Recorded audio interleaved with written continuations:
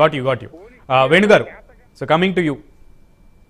సునీల్ గారు, ఇప్పుడు ఏదైతే జగన్మోహన్ రెడ్డి గారు పేదవాడికి అండగా ఉన్నాడని జగన్ ని ఏదో ఒక విధంగా అడ్డుకోవాలని ప్రయత్నం తప్ప ఇక్కడ ఏముంది?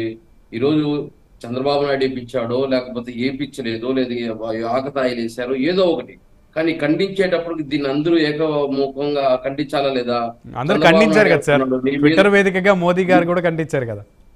అదే సార్, ఇక్కడ చంద్రబాబు నాయుడు నేను ఏం చెప్తున్నాడు గాజువాకలో, నీ మీద రాయి వేస్తే కొంపలు ఏమైనా కూలిపోతాయా అని మాట్లాడటము. పవన్ కళ్యాణ్ ఏమంటే గులకరాయితో ఇంత ఇదా అని విమర్శించడము. లోకేష్ రాయి ట్విట్టర్ లో ఎక్కడి నుంచి వచ్చావు అంటే తాడేపల్లి ప్యాలెస్ నుంచి వచ్చానని అన్నారు. తాడేపల్లి ప్యాలెస్ నుంచి వచ్చానని చెప్పి చెప్పండి ట్విట్టర్ లో పెట్టడము. ఇవన్నీ రాష్ట్ర ప్రజలు నవ్విపోతారు. ఇప్పుడు అది రాజకీయంగా జరిగిందా రాజకీయంగా జరగలేదా అనేది పక్కన పెడితే ఏదైనా ఫస్ట్ దాన్ని వ్యతిరేకిస్తూ ఒక స్టేట్మెంట్ ఇవ్వాలి, అప్పుడు పారదర్శకంగా ఉంటుంది. అది వదిలేసి ఈ విధంగా మాట్లాడడం అనేది రాష్ట్ర ప్రజలు నవ్విపోయే పరిస్థితి ఉంది. సరే, ఈరోజు జగన్మోహన్ రెడ్డి గారికి కానీ ఏదైనా జరిగితే ఫస్ట్ లబ్ధి పొందేది ఎవరు? ఫస్ట్ లబ్ధి చేకూరేది ఎవరికి? పార్టీ వాళ్ళకేనండి. ఏ పార్టీ వాళ్ళకి? వైసీపీ పార్టీ వాళ్ళకి. మరొక సానుభూతి వర్కౌట్ అవుతుంది కదా. మాకెందుకు వస్తా? ఇప్పుడు జగన్మోహన్ అంటే కంటి పైన రాయి వేసుకునే అంత దిగజారిపోతారా, లేకపోతే కత్తులతో పొడిపించుకునేంత దిగజారిపోతారా? కోడికత్తికి సంబంధించి మీరు నిందితుడిని వెంటనే పట్టుకుని, మీరు అధికారంలోకి వచ్చిన వెంటనే పట్టుకుని నిందితుడిని రుజువు చేసి ఆ కోడికత్తి శ్రీను ఇప్పుడు నిర్దోషిగా బయటకు వచ్చాడా దోషిగా బయటకు వచ్చారా మీ స్టేట్మెంట్ ఇవ్వకుండా పాపం 5 ఏళ్ళు ఆయన టైం వేస్ట్ చేశారు. అక్కడిని మీరు మీ సచ్ఛీలతను నిరూపించుకుంటే పాపం ఇందులో మీరు నానాపులి కథ అనేది బయటకు వచ్చేది కాదు. ఆ కథ ఇప్పుడు రిఫరెన్స్ గా వాడుతున్నటువంటి పరిస్థితి. అదే సునీల్ గారు, జగన్మోహన్ రెడ్డి గారి పైన 1,00,000 కోట్ల అవినీతి పరుడని విమర్శించారు, నిరూపించారా? 11 ఛార్జ్ షీట్లు వేశారు, 5-6 కొటేషన్ జరిగింది.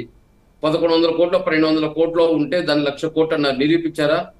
మరి దాన్ని ఏదైతే శంకర్రావు ఎర్రమనాయుడు ఏ పార్టీకి చెందిన వాళ్ళు? వైఎస్ఆర్ పార్టీకి చెందిన వాళ్ళ? టీడీపీ వాళ్ళు. అవునా కాదా? అదే విధంగా బాబాయ్ హత్య జరిగింది అంటారు. 2019లో ఎన్నికలకు ముందు చంద్రబాబు నాయుడు గారి ప్రభుత్వంలో జరగడం జరిగింది.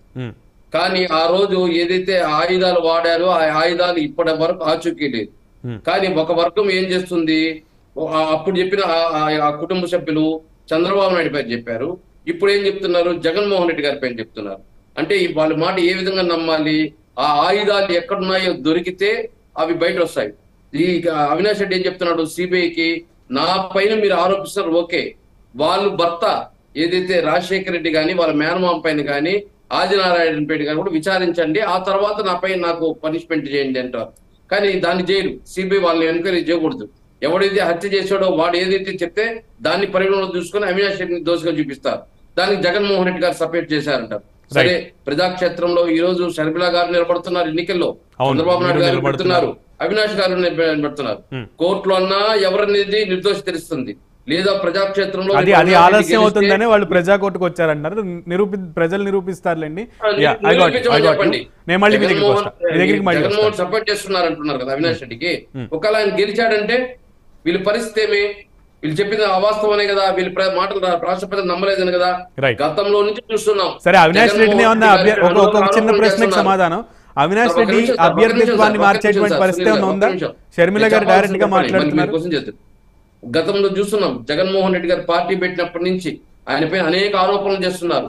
కానీ రాష్ట్ర ప్రజలు నమ్మారా? ఆయనకు ప్రధాన ప్రతిపక్ష పాత్ర ఇచ్చారు. వీళ్ళందరూ కూటమిగా ఏర్పడితే వీళ్ళకి 46.2% వస్తే జగన్మోహన్ రెడ్డి గారు 45% వచ్చింది. ఆ రోజు రాష్ట్ర ప్రజలు నమ్మల.